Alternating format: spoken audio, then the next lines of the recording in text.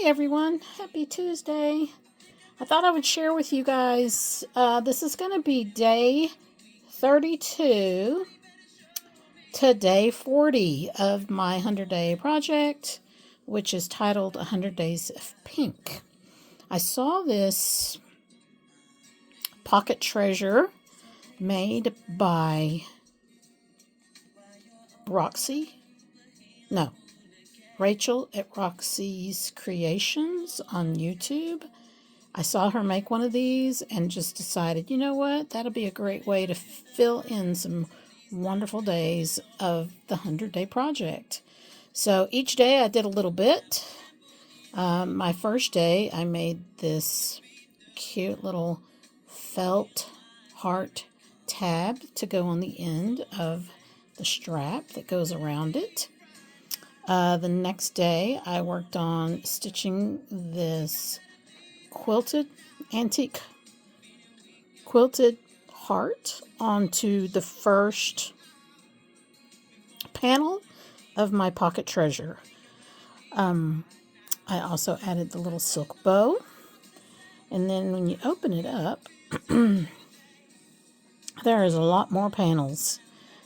So the next day I worked on this panel here. Now each one of these panels on the inside of this pocket treasure were all made with individual squares of fabric that were, if I remember right, they're 3.5 by 3.5. Is it 3.5? Hang on, let me see. Yeah, about 3.5. So there are 2,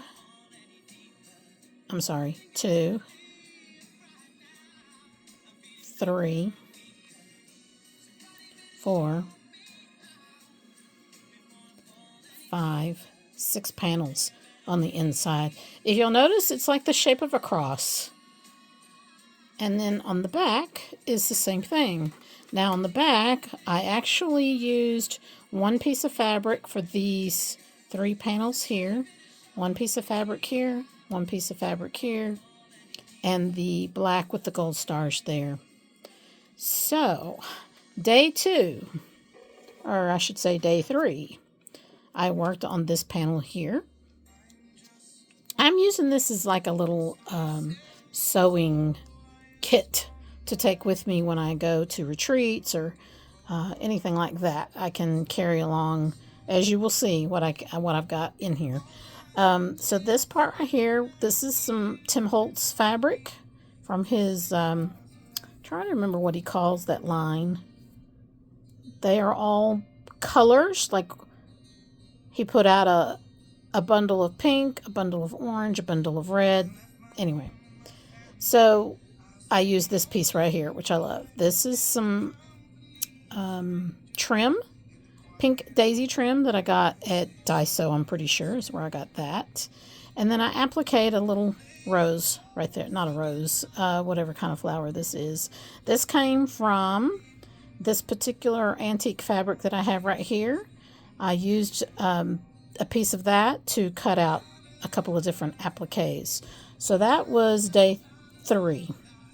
Day 4 was sewing on the flower applique. I sewed that one on, and then I sewed on this side. I sewed this one on. And then I also added this vintage piece of trim lace here. I also added, I think I also added these little tabs here. And originally I thought maybe I would stick this seam ripper in here, but I made the tab too big to do that. I should have made it tighter. Probably on the next one, because I think I'm going to make some more of these for friends and stuff. I'm probably going to do that tighter. And then I'm thinking on the other one, you could add like a little blue pencil or whatever it is. I don't remember what they're called because I don't use them, but pencils that use to mark fabric that disappear after time, or a marker. So that was that. Then I think the next thing I did was I worked on this panel here, and I cut out individual dies. This is from a Tim Holtz die. I cut out, die cutted, I should say, the letters for the phrase love to stitch, and then I stitched them on with my fluorescent pink thread. Then I think the next day I worked on the needle book. And I made this little individual book. As you can see, I hand stitched the die cut flower on there. I added an MOP button to hold this closed. Now, until this gets a little more, I guess, loose, I might have put it on there too tight because it is not the easiest thing to get undone.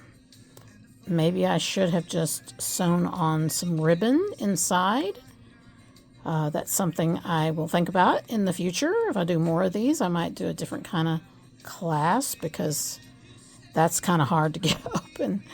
So inside here, you will find I packed some different types of needles. I packed a little needle threader, which is just kind of just in there. But some little pins if I need to pin something while I stitch it. I do all hand stitching. I have a sewing machine and I can do very simple straight line stitches and that sort of thing. But I tend to use my hands more than anything because of the fact that I don't have room for my sewing machine in my studio, and I have it in another room on a rack, not a rack, well, I can't think of the word I want to use. Anyway, it's not easy to get to. Then I took just some little pieces of kind of thick cardboard, maybe cardstock, and made little bobbins for the threads that I use more commonly, which of course is white and beige or cream or whatever you want to call that. Ecru, I think, is actually the color. Then I did 2 shades of pink, and I just put them in between the pages to keep them from getting, tangled up together. And then I did black and red on the last one. So, really, you could put more pages in here. You could do something different with the pages. But that's what I put because like I said, I like to hand stitch a lot. And it just made it easier. And I'm not even going to try to tie that back on. We're going to tuck it back in the little lace pocket that I made here. And then, of course, I have my seam ripper in there. And it fits pretty nicely, actually, like that. So I might just leave that. I don't know. Next, I did the pink corduroy panel. And this is, I don't know about you, but I have always loved corduroy. And so I stitched on this cute little kitty cat patch, added some more MOP buttons that kind of look like flower shapes. And I just did a few little hand stitches there for the stems and the petals and that kind of thing. Then I added little safety pins here because I like to use these little safety pins in my mixed media art. And I might put a sequin on there, a button, a charm of some sort, just various things that I put there, right? Then the next day I did, as you can see, I added the word hello here and some cute little letter beads. And then I added this vintage yo-yo in there and put on I have these little red tipped pins for quilting, for pinning things when you're quilting, and decided to add some beads, seed beads, onto each one. So, of course, I did a couple of shades of pink.